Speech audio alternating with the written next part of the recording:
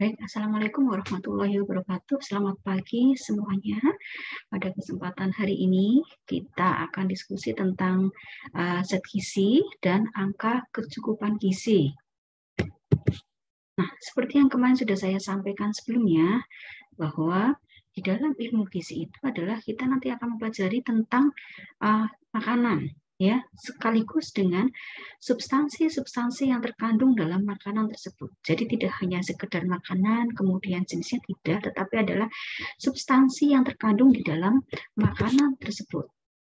Nah, sumber makanan yang biasa kita konsumsi ini berasal dari tumbuhan maupun dari hewani. Jadi bisa bersifat nabati, bisa bersifat hewani.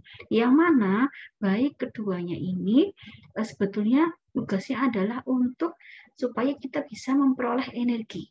Ya, supaya tubuh bisa memperoleh energi berikut dari zat-zat gizi yang kita peroleh dari makanan yang kita konsumsi tersebut. Gitu. Nah, ini ya, jadi makanan ini nanti akan bisa berfungsi manakala ketika makanan dikonsumsi secara normal, kemudian masuk ke dalam tubuh melalui proses digesti, kemudian absorpsi, ya, transportasi, kemudian penyimpanan, metabolisme, serta pengeluaran zat-zat yang tidak digunakan. Nah, makanan yang kita konsumsi itu sejatinya bukan yang kita dapatkan sebenarnya bukan dari makanannya, tetapi adalah zat-zat gizi yang terkandung di dalamnya. Kenapa? Karena zat-zat gizi itulah sebenarnya yang diperlukan oleh tubuh kita, di mana makanan ini mengandung zat kimiawi, ya, yang kita kenal sebagai zat gizi atau nutrien. Nah, zat gizi atau nutrien ini bisa kita golongkan menjadi 3, ya, menurut fungsinya, menurut kebutuhannya, dan menurut sumbernya. Nah, yang pertama berdasarkan sumbernya. Kita pasti semua sudah tahu, ya, kalau berdasarkan sumber zat gizi itu ada berasal dari hewani maupun dari nabati yang tadi sudah saya sebutkan di depan, ya. Kemudian berdasarkan fungsinya, bahwa zat gizi atau nutrien ini berfungsi sebagai tenaga atau pemberi energi, kemudian sebagai pembangun, sekaligus sebagai pengatur. Nah, rinciannya, ya, ketika zat gizi berfungsi sebagai tenaga atau pemberi energi, ini kita ambil dari zat gizi makanan yang mengandung zat gizi karbohidrat, lemak, dan protein, di mana masing-masing zat gizi ini memiliki jumlah, ya, gram kalori energi, ya, yang berbeda-beda. Nah, mohon dihafalkan, ya.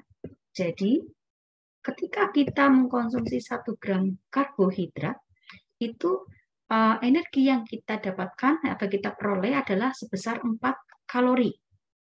Begitu juga dengan protein. Nah, yang berbeda adalah lemak, di mana 1 gram, ya, 1 gram lemak ini setara dengan 9 kalori. Itu. Nah, masing-masing, ya, jadi fungsinya kenapa bisa mendapatkan tenaga? Ya, karena adanya kalori tersebut. Jadi jumlah satuan panas, ya. Jadi kalori kan satuan panas, ya. Jadi panas yang didapatkan oleh tubuh manusia yang diperoleh dari hasil oksidasi karbohidrat, lemak, dan protein. Nah, itu nanti akan berfungsi sebagai tenaga bagi tubuh. Nah, kemudian zat gizi sebagai pembangun. Nah, zat gizi sebagai pembangun itu terdiri dari, ya, jadi berasal atau bersumber dari golongan protein, ya, zat gizi protein, kemudian mineral, kemudian air, yang masing-masing memiliki fungsi sendiri-sendiri, ya. Kemudian zat gizi sebagai pengatur. Nah, zat gizi sebagai pengatur ini terdiri dari protein, dari mineral, air, dan vitamin. Nah, ini adalah sumber-sumbernya. Di mana ketika zat gizi ini berfungsi sebagai pengatur, nanti akan mengatur ya, jadi berbagai proses faal maupun segala reaksi biokimia yang terjadi di dalam tubuh. Nah, agar proses faal kemudian reaksi biokimia ini berjalan dengan baik ya, dengan cepat, dengan normal, maka diperlukan zat gizi yang berfungsi sebagai pengatur tersebut. Nah, begitu. Nah, baik, berikutnya masuk ke pengelompokan zat gizi menurut kebutuhan. Ya. Nah, kalau menurut kebutuhan, ya itu dibagi menjadi dua, zat gizi makro dan zat gizi mikro. Zat gizi makro artinya bahwa kebutuhan zat gizi tersebut oleh tubuh itu memang jumlahnya makro atau banyak. Nah, kemudian untuk zat gizi mikro artinya bahwa kebutuhan tubuh akan zat gizi tersebut memang jumlahnya sedikit. Nah, kita perhatikan di sini zat gizi makro meliputi karbohidrat ya, zat gizinya ya, karbohidrat, kemudian protein, kemudian lemak. Sementara untuk zat gizi mikro terdiri dari zat gizi, vitamin, kemudian mineral, ditambah dengan air. Nah, berapa sebetulnya kebutuhannya berbeda-beda ya. Nanti ada beberapa faktor yang mempengaruhi seberapa besar ya kebutuhan zat gizi baik makro maupun mikro yang dibutuhkan oleh seseorang. Nanti kita diskusi di belakang. Ya, jadi ini tadi ya sudah. Dan pada umumnya bahwa kalau kita lihat dari karbohidrat, kemudian protein, kemudian lemak, ya itu memang jumlahnya berarti banyak. Nah, inilah yang zat-zat gizi ini yang kalau kita lihat tadi ya berdasarkan fungsinya kita gandeng ke situ, kemudian kita tahu bahwa ternyata zat gizi makro ini sebetulnya digunakan untuk membentuk, memelihara jaringan, ya tadi kan dari proteinnya, ya, kemudian dari karbohidrat, lemak ini juga berfungsi sebagai tenaga sekaligus sebagai pengatur sistemnya, gitu. Ya.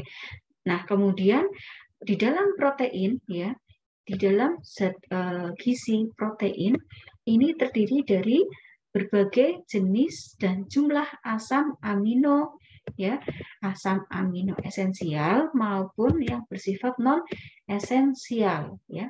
Fungsinya untuk membangun dan memperbaiki jaringan tubuh ya, baik dari rambut sampai dengan otot. Gitu. Nah, ini adalah fungsi dari protein ya, sebagai pembangun tubuh, sebagai regulator gen, sebagai bahan pembantu dalam pemeliharaan struktur tubuh, mempercepat reaksi kimia, membawa pesan kimia, dapat untuk melawan infeksi, dan juga untuk mengangkut oksigen dari paru ke jaringan tubuh. Nah, sementara kalau lemak ini juga berfungsi untuk meningkatkan tenaga ya atau energi. Sekaligus juga untuk membantu penyerapan vitamin A, D, E, K. Kemudian juga bisa menambah lezatnya hidangan. Nah, coba aja ya kita rasakan selama ini kalau makan tanpa ada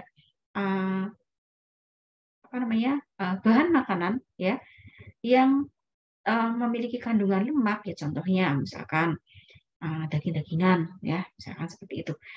Apa yang kalian rasakan ya? Itu rasanya hampa. Tapi coba kalau ada hewaninya ya, nanti makanan kita ya akan semakin lebih nikmat gitu. Nah, kemudian ada beberapa batasan ya di antara zat-zat gizi ini ya, nanti tergantung kita lihat dari kebutuhan angka kecukupan gizinya gitu. Kemudian berikutnya adalah zat gizi yang bersifat mikro ya, kalau tadi makro, nah sekarang mikro. Nah, kalau mikro ini fungsinya hanya untuk membantu mengatur berbagai fungsi tubuh. Nah, dalam hal ini adalah vitamin, gitu ya. Fungsinya adalah vitamin. Nah, masalahnya ya di dalam setiap bahan makanan itu jumlah vitaminnya berbeda-beda.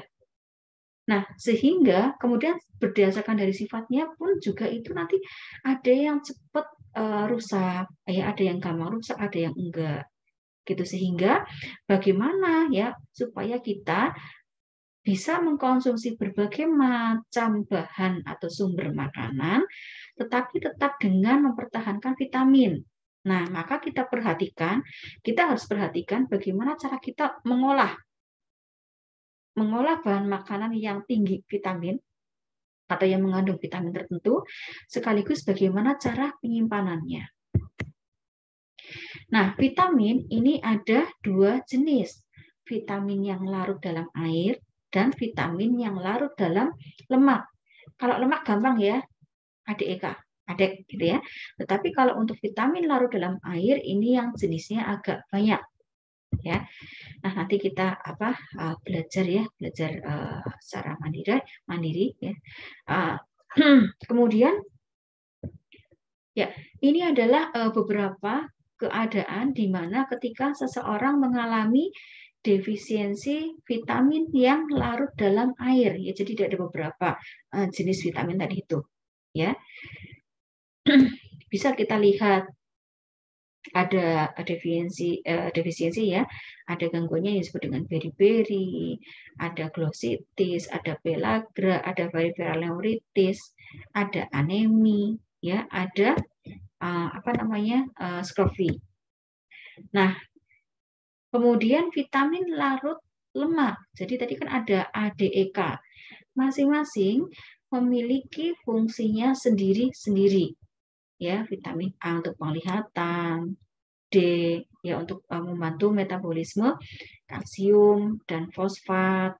Vitamin E bisa berfungsi untuk antioksidan, vitamin K untuk blood clotting, nah, dan juga beberapa vitamin-vitamin yang fungsinya mungkin ya masih sampai dengan sekarang masih dilakukan penelitian gitu.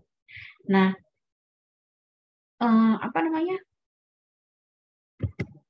ya, ini masing-masing nanti silakan kalian pelajari ya. Jadi ini saya split dari masing-masing jenis vitaminnya. Kemudian juga sekaligus dengan ada fungsi, kemudian metabolismenya, ya. Kemudian yang terjadi ketika seseorang mengalami defisiensi atau kekurangan vitamin ya dari beberapa zat-zat gizi tersebut. Itu ya, jadi kalau defisiensi vitamin A ini bisa menimbulkan buta senja. Kemudian ketika terjadi defisiensi lanjutan ya yang bersifat kronis, maka kemungkinan tidak hanya buta senja saja, tetapi juga sampai dengan keratinisasi kornea gitu ya. Nanti kemudian sampai dengan sistem imunnya juga nanti akan mengalami penurunan. Kemudian bagaimana kemampuan tubuh dalam memetabolisir dari vitamin tersebut gitu. Nah, kemudian gejala-gejala yang mungkin muncul ketika seorang mengalami keracunan vitamin A. Nah, ini ada tekanan intrakranialnya, ya. Kemudian adanya hepatomegali, kemudian homeostasis dari kalsium nanti akan terganggu juga, dan kemudian juga dilihat dari kulit, ya. Kemudian sumber bahan makanan yang mengandung vitamin A kita bisa peroleh dari sayuran dan buah-buahan yang berwarna hijau dan kuning ya, serta bisa kita dapatkan juga dari sumber bahan makanan yang bersifat hewani sekaligus produknya gitu ya, seperti keju, seperti itu margarin, kemudian susu ya, itu termasuk produk olahannya. Itu nanti kebutuhan vitamin A dan seterusnya ya, segala baik zat makro maupun mikro kita bisa lihat dari tabel AKG. Kemudian berikutnya adalah vitamin D ya, ini merupakan hormon gitu ya. Tetapi ini perlu dilihat ya. Jadi sebetulnya sumber utama kita dari paparan sinar matahari, tapi tidak hanya itu, kita juga bisa mendapatkan sumber bahan makanan vitamin D dari selain matahari, meskipun paparan sinar matahari itu adalah yang utama. Gitu. Ya. Kemudian ini adalah bentuknya. Nah, kemudian ini fungsinya ya. Untuk homeostasis dari kalsium ya, kemudian juga untuk proses sekresi di dalam tubuh. Nah, ketika terjadi defisiensi vitamin D ya, nanti ada kemungkinan terjadinya gangguan kesehatan riketsia maupun osteomalacia.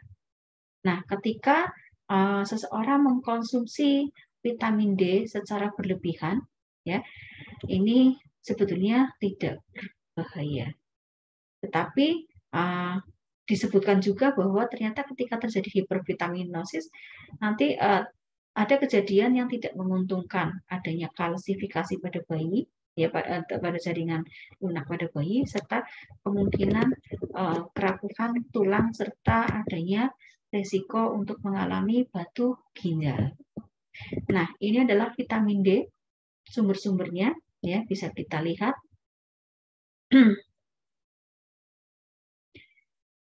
Jadi selain dari paparan sinar matahari, ya, yang menghasilkan vitamin D, kita juga bisa memperoleh vitamin D dari sumber bahan makanan seperti hati, susu, telur, ya. Dan sumber vitamin D ini jadi artinya bahwa tidak hanya dari paparan sinar matahari, tapi juga dari diet dan sekaligus dari proses penyinaran makanan yang mengandung provitamin D.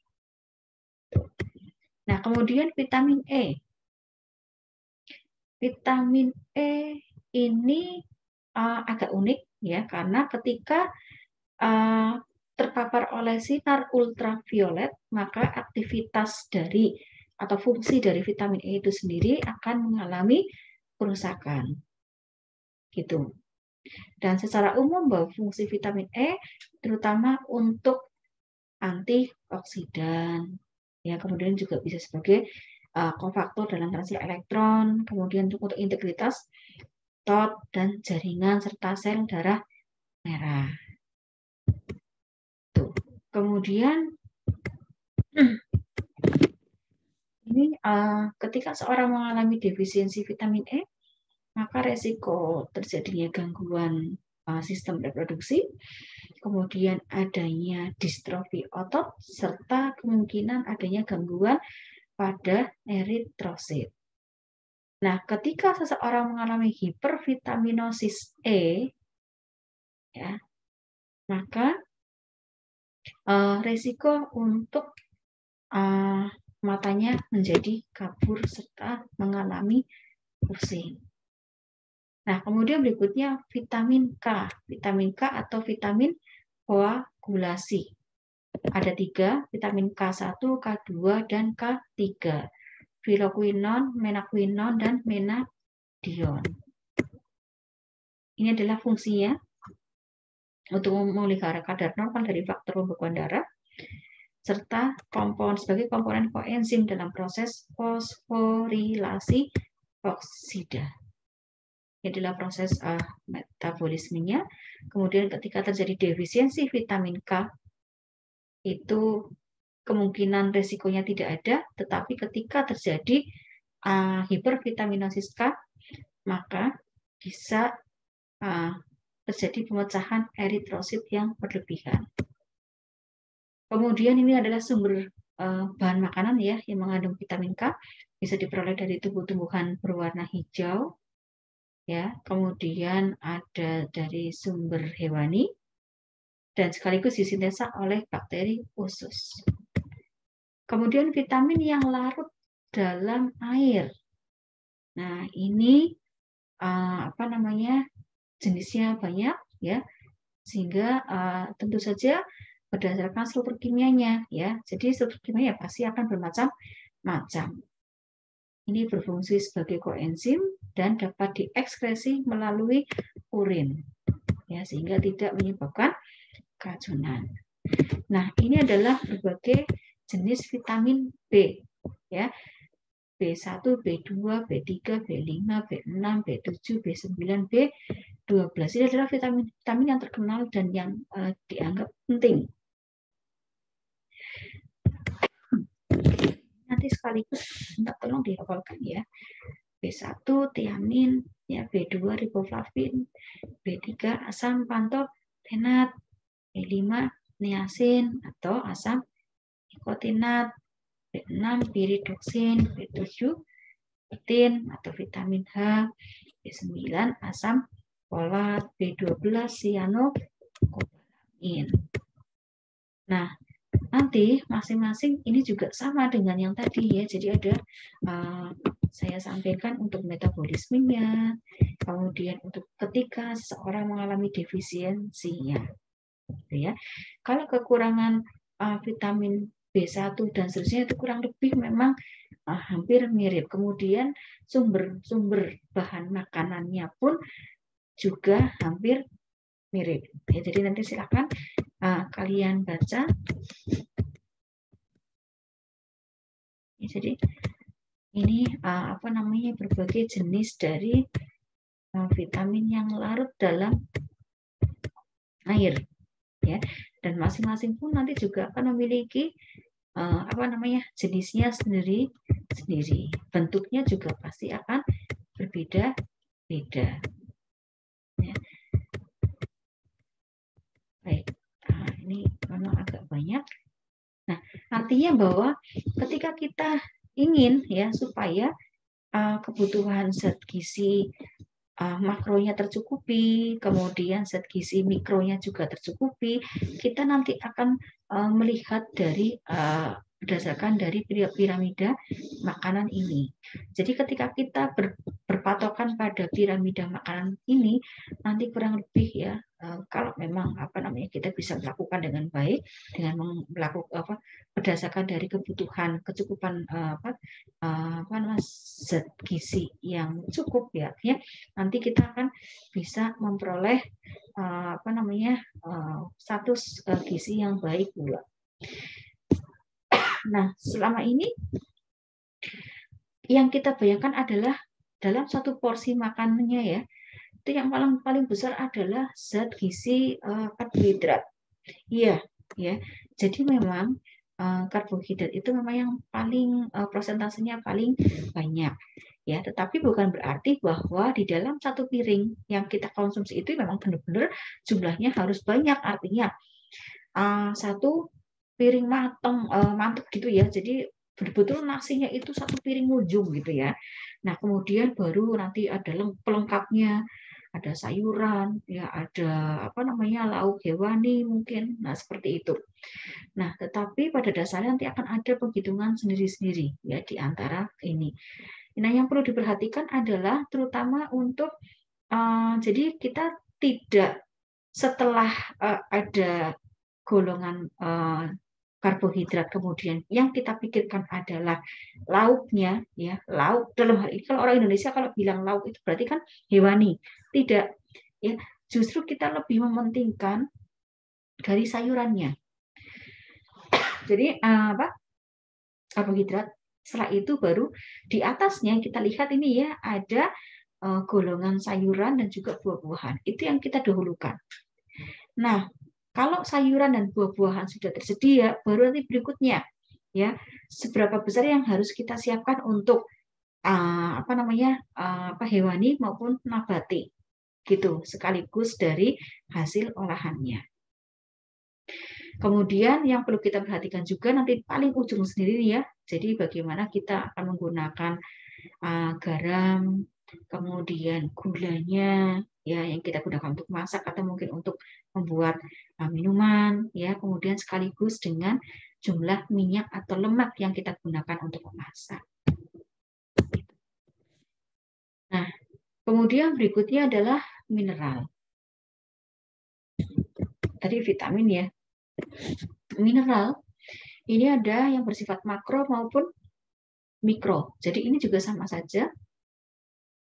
Berarti artinya kalau sodium, potasium, klorida, magnesium, fosfor, kalsium ini merupakan mineral yang jumlahnya yang dibutuhkan oleh tubuh itu memang banyak dibandingkan dengan besi, tembaga, zinc, yodium, kemudian fluoride. Nah, fungsi dari mineral ini adalah sebagai katalisator, kemudian sebagai transmisi sinyal ya atas pesan untuk diteruskan oleh sel saraf. Kemudian untuk membantu produksi hormon, untuk membantu proses pencernaan dari makanan, kemudian utilisasinya. Kemudian juga merupakan bagian dari organ tubuh yang bersifat vital. Dan nanti masing-masing kalian bisa dilihat nanti metabolis strukturnya, kemudian metabolismenya, kemudian sekaligus fungsinya. Ya, ini dari berbagai jenis mineral yang ada, ya baik makro maupun mikro. Ini kemudian berikutnya adalah air, ya. Air merupakan zat gizi makro esensial dan tubuh tidak dapat memproduksi air sehingga kita bisa memerlukannya, kita bisa mendapatkannya dari luar tubuh itu, dan ini fungsinya adalah untuk keseimbangan ya apa namanya untuk pertumbuhan perkembangan untuk keseimbangan tubuh gitu. Jadi ini secara umum gambarannya adalah seperti ini ya, baik dari makro zat gizi makro maupun zat gizi mikro. Nah, berikutnya adalah AKG.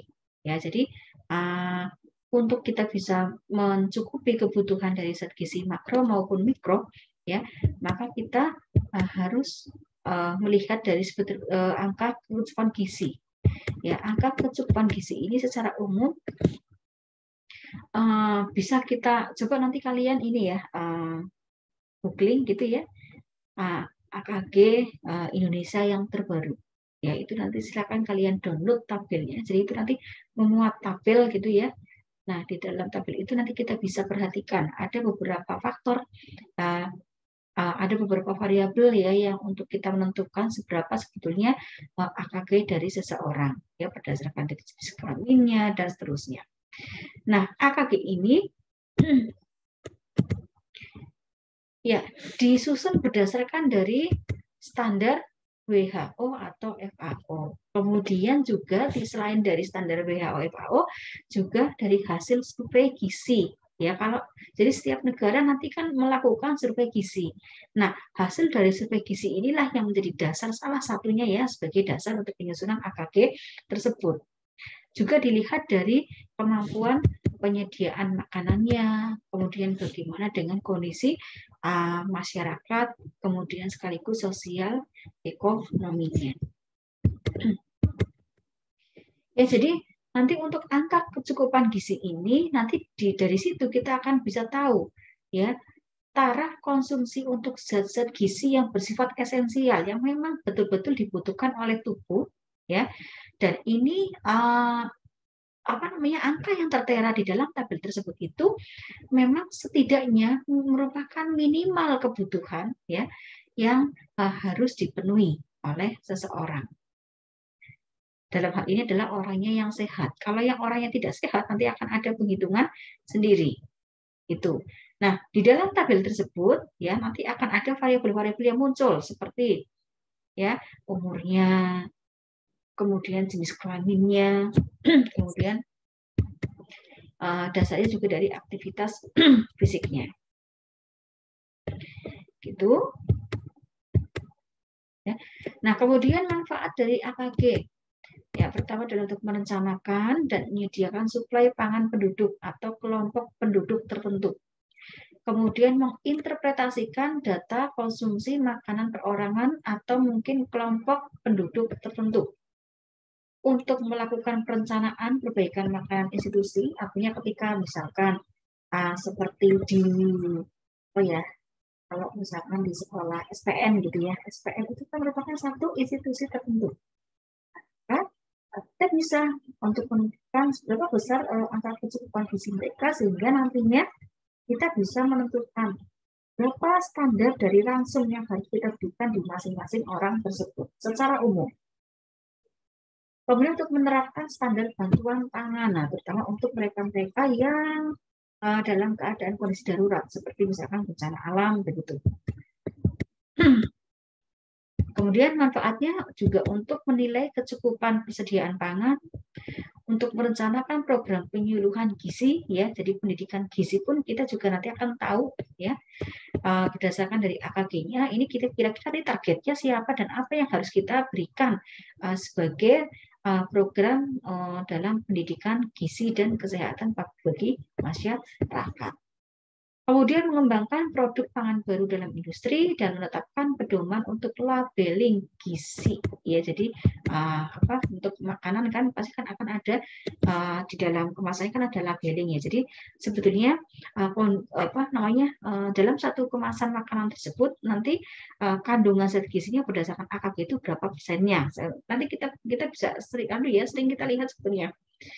Nah, kemudian untuk dasar perhitungannya ya nanti ada kita lihat berat badan patokannya untuk golongan berbagai golongan produk serta menggunakan karena ini ya, jadi menggunakan rujukan dari WHO gitu.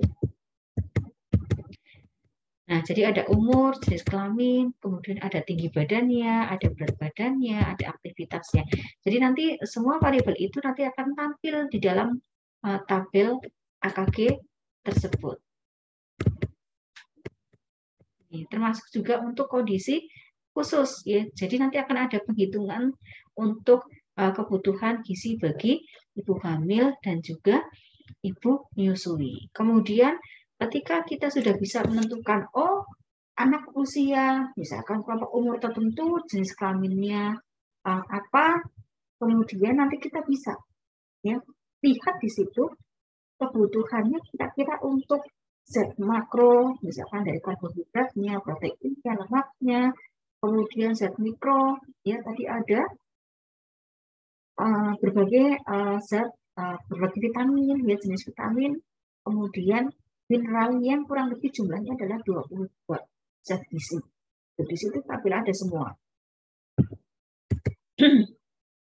Dan AKG ini, tabel tersebut nanti akan diperbarui setiap 5 tahun sekali. Ya, oleh dalam forum media karya pangan dan gizi. Nah, nanti kalau kalian lihat di situ tabel-tabel yang muncul ya berdasarkan dari variabel-variabel tersebut, kita akan tahu bahwa ternyata yang menjadi kekurangan dari tabel tersebut, tabel AKG tersebut adalah tidak bisa dipakai untuk individu, lebih banyak digunakan untuk yang bersifat populatif, itu.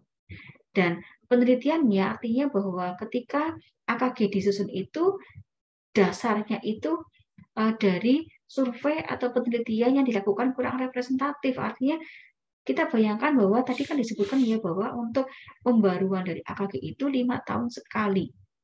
Nah, dalam rentang waktu 1 tahun aja ya terjadi banyak perubahan di dalam masyarakat kita, apalagi dalam rentang 5 tahun sehingga dianggap kurang representatif itu. Dan juga revisinya terlalu lama sehingga ya itulah menjadi kekurangan gitu ya, sehingga tetapi kita masih bisa menggunakan itu hanya sebagai patokan ya berapa sebenarnya jumlah gizi yang minimal ya untuk bisa dipenuhi oleh seseorang dalam keadaan sehat gitu. Karena kalau yang sakit pasti akan penghitungannya berbeda ya dibandingkan dengan kebutuhan gizinya orang sehat itu. Nah, nanti di dalam setelah kita bisa menghitung AKG ya jumlah zat gizi minimal, nanti kita akan Bunda kok udah siap-siap. Nanti kita bisa menjabarkan angka tersebut di dalam menu sehari gitu ya berdasarkan dari kelompok umur masing-masing, kemudian jenis, kalau jenis tidak ada masalah ya, tapi kelompok umurnya. Jadi nanti kalau misalkan balita nanti kira-kira kebutuhannya berapa kalori ya, kemudian nanti penjabaran menunya kira-kira nanti mau berapa piring atau berapa porsinya. Begitu. Jadi ini bisa kalian lihat ya untuk anak, kemudian untuk balita, kemudian untuk anak usia sekolah, kemudian usia dewasa ya, remaja, dewasa, dan pada kondisi tertentu ya. Baik, mungkin untuk sementara ya yang akan saya sampaikan berdasarkan dari topik zat gizi makro dan mikro kurang lebih itu sekaligus dengan AKG-nya. Ya, nanti tugas kalian adalah untuk download ya tabel angka kecukupan gizi Indonesia yang terbaru sehingga kalian nanti akan bisa melihat ya, bisa mencermati kebutuhan AKG kalian masing-masing secara individu ya, itu seberapa jumlah kalorinya gitu. Baik, sementara itu saja. Terima kasih atas waktu dan kesempatannya. Nanti kita bisa diskusi di lain kesempatan. Wabillahi taufiq wal hidayah. Wassalamualaikum warahmatullahi wabarakatuh.